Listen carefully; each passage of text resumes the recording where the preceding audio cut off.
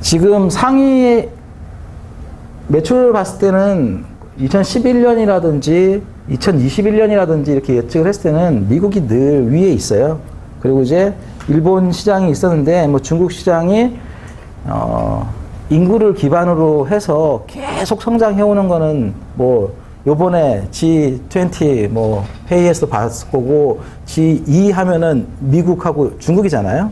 그래서 중국 시장 자체가 커지고 매출도 커지는 부분은 발생할 거고요. 이 시장은 거의 동일하게 움직이고 있습니다. 그래서 여기서 보면은 까만색을 이렇게 중점적으로 봐야 되는데 까만색이 이제 신흥국들이에요. 신흥국들에서 보면은 다 인구가 많은 쪽에서 매출이 늘어나고 있는 부분이죠. 한국은 대동소이합니다. 뭐 과거에도 한 10위권, 미래에도 한 10위권 정도의 매출이 있을 거고요. 근데 이 시장 총틀 합쳐가지고 1,400조인데 우리는 한 20조에서 30조 정도 시장, 되게 작은 시장이죠. 그 중에 이제 바이오약품은 과거보다도 훨씬 더 그 성장률이 좀 가파르다고 할 수 있을 것 같아요. 지금 예전만 하더라도 한 10년 전만 하더라도 17% 매출, 그러니까 자료가 지금 조금 틀리죠? 자료가 좀 틀린데, 와서 더 준비를 제가 하다 보니까 조금 더 추가된 자료들이 있어요. 이거는 여러분들한테 배포 드릴 수 있게 할게요. 그래서 10년 전하고 봤을 때 거의 규모가 한 2배 이상으로 시장 규모가 늘어날 거다. 이렇게 예측을 하면 되고요. 지금 나오고 있는 신약들의 대부분의 형태가 뭐 케미칼 의약품도 있지만 바이오 의약품들이 훨씬 더 많아지고 있는 부분입니다. 지속적으로 성장하는 거고 시장 비중도 18%에서 예측하는 거는 31%로 늘어남으로 인해 가지고 바이오 의약품들이 가지고 있는 뭐 잠재력이라는 부분, 이런 부분에 대해서는 방향성을 여러분들이 잘 잡았다 이렇게 얘기할 수 있고요. 매출 비중도 100대 의약품 중에서 바이오 의약품 매출 비중이 과거 49%에서 이제 조만간에 넘어서겠다라는 부분으로 이제 바뀌는 부분이죠.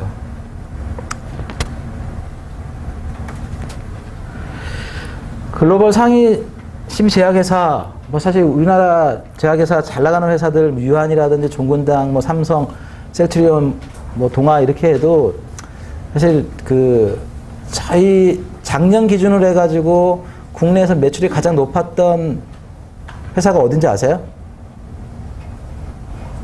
어딘 것 같아요? 이게 알고 있는 회사 중에서 유한양행이 가장 많은 매출을 가졌어요. 걔들이 한 1차 한 5천억, 6천억 정도 했어요. 네. 파이자 같은 경우에 이 숫자가 얼마냐면은 한 52조, 53조 이렇게 하는 거죠. 우리는 한 1조 정도 하는데 글로벌 제약사들은 한 50조 이상들을 다 진행을 하고요. 아까 얘기했지만 대한민국 예산 400조인데 얘들 10대만 합쳐도 475조의 매출이 있는 거죠. 그러니까 제약회사 10개만 가지고 있어도 한 해, 한 나라의 예산을 다 확보할 수 있는, 세수를 확보할 수 있는 이런 상황들이 되는 거예요. 우리가 가야 될 길이 되게 멀어요. 그래서, 그러니까 국내 제약사가 1조를 넘었던 시점이 언제냐면은 얼마 안 됩니다. 2014년이에요. 유한양행이 2014년도에 그 1조를 처음 넘었고요.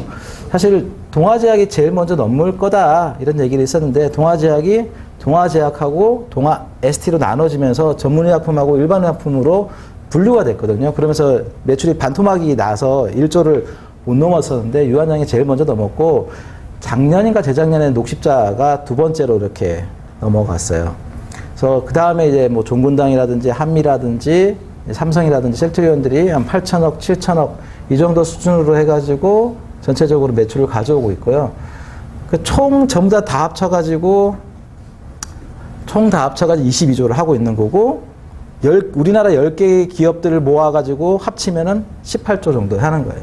그럼 나머지 이따가도 얘기 드릴 건데 우리나라 제약회사가 몇 개가 있냐면은 신고된 제약회사가 800개가 넘어요. 그 중에서 제조를 하고 있는 회사는 400개 정도 됐는데 그 중에 10개가 매출의 90% 거의 80% 이상을 다 가져가고 있는 거죠.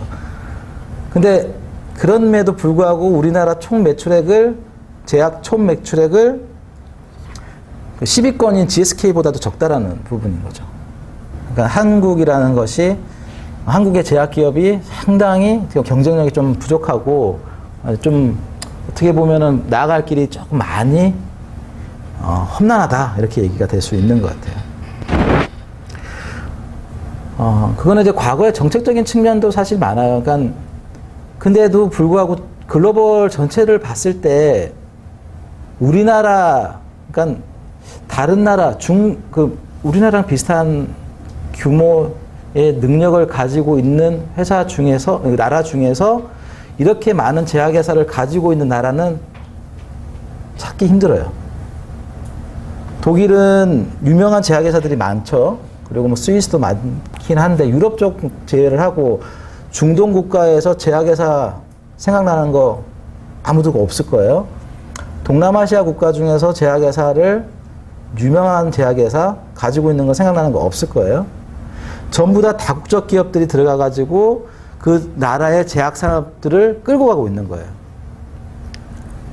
그러니까 어떻게 보면 자기만의 제약 산업을 가지고 그 국가 내에서 움직이는 데는 우리나라, 일본, 미국, 유럽, 요게 밖에 없어요. 중국 정도? 나머지들은 전부 다 다국적 기업들이 들어가서 그 산업을 다 끌고 가고 있는 거죠. 사실, 과거에 제약을 국가에서는 보호해야 되는 산업으로 봤어요. 보호해야 되는 산업을 보고 외국에서 약을 못 들어오게 만들었어요. 약을 못 들어오게 만들고, 약이 들어오게 되면 약가 정책 가져가가지고 비싼 약으로 만들어버려서 못하게 하고요.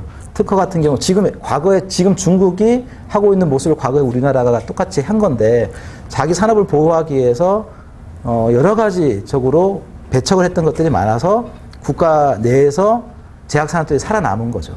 다행히도.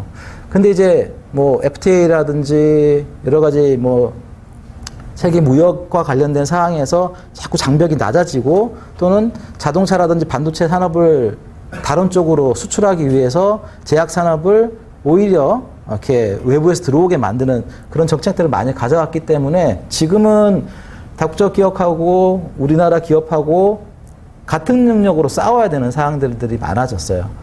그렇기 때문에 이제는 되게 많이 우리나라도 신약 개발에 많은 부분 치중을 하고 있고요. 신약 개발이 뭐 핵심적으로 해야 된다고 생각하고 있는 거고, 그리고 수출 주도를 해야 된다고 생각하고 있어서 과거의 내수 위주의 국내 제약 산업이 수출 위주의 국내 제약 산업으로 바뀌고 있는 상황들이에요.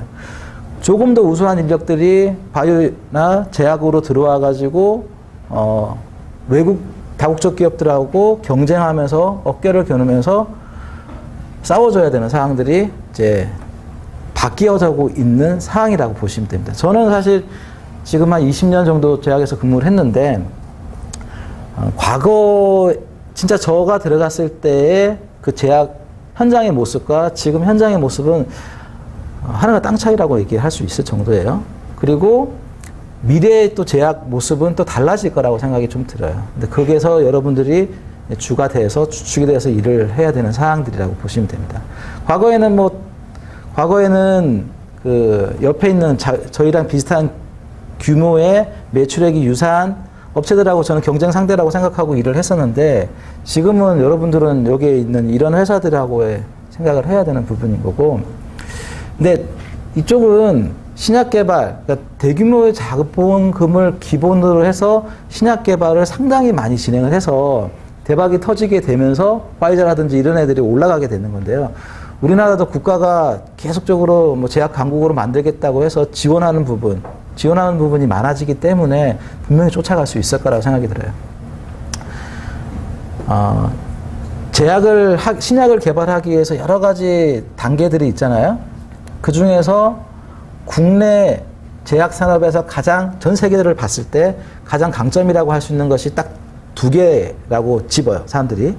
하나는 임상이고 하나는 바이오예요. 전통적인 케미칼 산업 같은 경우에는 모든 그 일반적인 사이언스 자체가 외국에서 들어온 학문이잖아요. 우리는 뭐 과거에 생약이라든지 뭐 한이라든지 한방이라든지 이걸 통해 가지고 음양 오행이라든지 이런 내용을 기반으로 해 가지고 원리가 정확하게 확보되지 않은 경험적인 그 의료 기술을 가졌었는데 외국은 원리와 그러한 기술들이 전부 다 과학의 기반으로 해가지고 발전해 왔던 부분이라서 우리나라가 그 부분에 대해서는 스타트가 늦었잖아요. 그래서 전통적인 케미칼적인 약물에 대해서는 신약이라든지 제품 만드는 기술 전부 다 외국에서 받아갈 수밖에 없었어요. 근데 이제 어느 정도 궤도에 올라온 우리의 그 바이오와 관련된 그리고 뭐 생물화학적인 측면 이 부분은 다른 나라 이제 뭐 과학적인 측면에 있어 가지고 대등하잖아요. 그러다 보니까 바이오 의약품과 관련해 가지고는 규모도 그렇고요, 정책 방향도 그렇고요, 생산 능력도 그렇고요. 삼성하고 셀트리온이 세계 1위예요. 그래서 여러분 ICH라는 얘기 많이 들어보셨죠? ICH가 하는 일이 신약 개발과 관련된 여러 가지 가이드라인을 만드는 곳이거든요. 근데 그 가이드라인 중에서 바이오 의약품 가이드라인을 만드는 데는 대한민국이 의장국을 해라. 이런 식으로 미국, 일본, 유럽 애들이 바이오 의약품과 관련된 사항에 대해서는 한국에다가 주도권을 이제 넘기려고 하고 있어요. 그 정도로 이제 어떻게 보면은 그 경쟁력이 가져졌다라고 볼 수 있어요. 근데 나머지 케미칼 의약품 같은 경우는 저희 기반 산업이긴 한데 너무나 이렇게 잘 나가는 애들이 많아서 조금 어렵긴 합니다. 근데 그래도 이제 뭐 전통적인 지금 케미칼을 주로 하고 있는 유한이라든지 종군당이라든지 이쪽들도 다 바이오 의약품을 하기 위해서 공장들을 짓고 있고 연구를 하고 있어요. 어느 시점 지나가게 되면은 가지고 있는 능력을 기반으로 해서 아마 뭐 삼성이라든지 셀트리온보다 더 커질 거라고 저는 생각을 해요. 바이오 의약품 관련된 사항에 대해서는요. 그러니까 저희가 가야 될 길을 뭐 제가 이 한 장의 PT에서 좀 얘기를 좀 드린 거고요. 좀 50개 제약회사 대부분이 미국, 일본, 독일 선진국에 집중되어 있다는 부분 좀 우리가 좀 바꿔야 될 뭐 한 20년, 30년 안에 우리도 50대 제약사 중에 하나로서 이렇게 넣게 하는 부분 여러분들이 이제 그런 회사로서 키울 수 있게 하나의 동력, 단초가 될 수 있으면 좋겠습니다.